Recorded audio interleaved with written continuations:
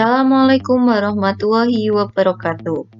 Pada kesempatan kali ini kita akan mempelajari mengenai klasifikasi makhluk hidup.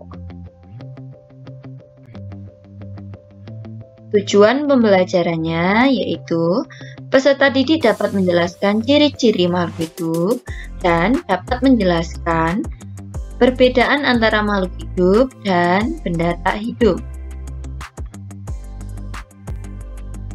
Ciri-ciri benda di lingkungan sekitar, contohnya ada mobil, motor, kursi, dan lain-lain. Benda-benda yang ada di lingkungan sekitar itu mempunyai ciri-ciri, misalkan kalau mobil itu dapat bergerak. Namun, apakah bedanya dengan ayam? Nah, berdasarkan yang tadi, ayam itu memiliki ciri-ciri makhluk hidup. Ciri-ciri makhluk hidup yang pertama adalah memerlukan makanan.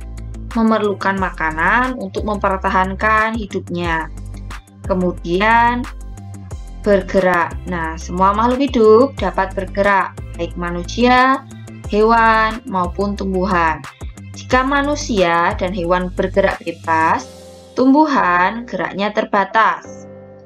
Kemudian bernafas. Nah, untuk manusia sendiri bernafas merupakan proses mengambil oksigen dan mengeluarkan karbon dioksida. Nah, selanjutnya untuk tumbuh dan berkembang. Makhluk hidup itu tumbuh, contohnya dia akan berubah menjadi lebih tinggi. Ya, semakin bertambahnya umur, semakin tinggi, semakin besar.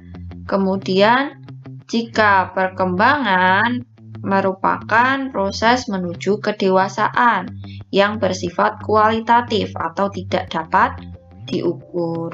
Kalau tadi tumbuh itu artinya pertambahan ukuran yang tidak bisa kembali ke semula. Kalau perkembangan itu proses menuju kedewasaan. Kemudian selanjutnya berkembang biak.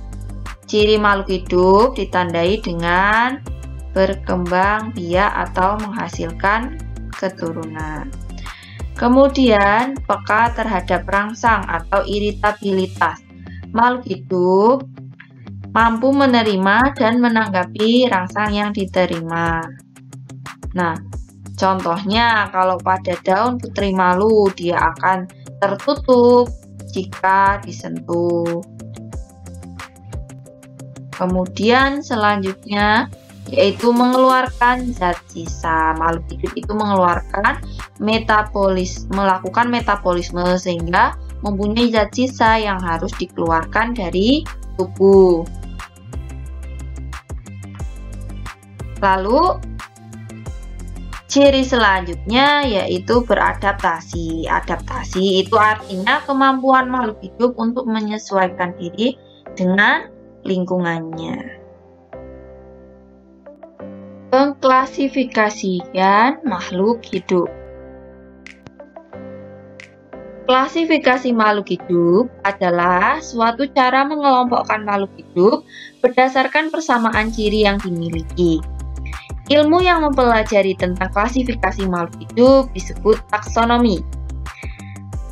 Klasifikasi takson itu adalah sebuah klasifikasi dengan mengelompokkan kelompok-kelompok yang disusun berdasarkan persamaan dan perbedaan. Semakin ke bawah, semakin sedikit perbedaan dan banyak persamaan yang dimiliki. Orang yang pertama melakukan pengelompokan takson ini adalah Carolus Linnaeus. Adapun urutan takson dari kelompok terbesar ke terkecil adalah sebagai berikut. Pada tumbuhan, urutan terbesarnya yang pertama yaitu kingdom, kerajaan. Kemudian divisio, kelas, ordo, famili, genus, baru spesies. Nah, semakin ke bawah itu semakin mirip.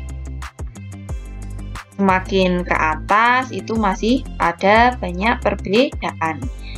Pada hewan, urutan takson yang terbesar adalah kingdom, yang kedua adalah filum, kelas, ordo, famili, genus, dan spesies.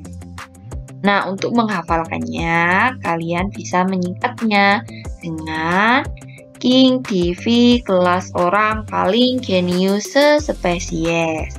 Kalau tumbuhan nanti diganti divisio, kalau hewan nanti diganti filum. Tujuan dan manfaat klasifikasi.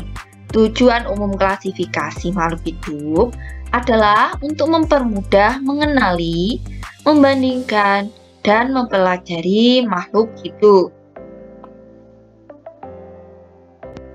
Selain itu, jika ada sebuah makhluk hidup yang belum diketahui namanya atau belum memiliki nama, nah bisa diberikan nama sesuai dengan klasifikasi makhluk hidup.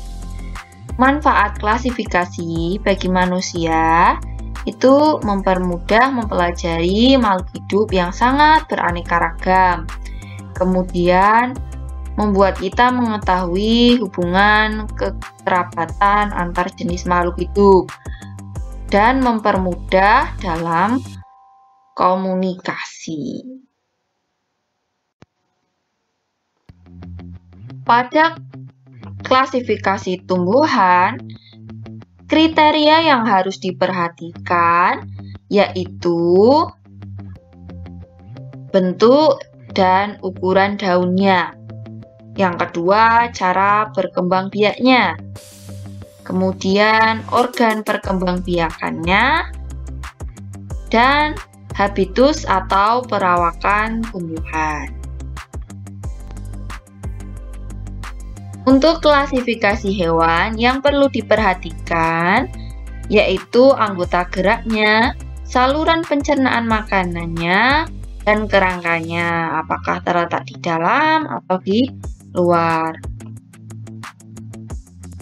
Nah, sampai di sini dulu untuk pertemuan kali ini. Silahkan dipelajari kunci determinasi, metode penamaan ilmiah, dan sistem klasifikasi untuk pertemuan selanjutnya. Terima kasih. Wassalamualaikum warahmatullahi wabarakatuh.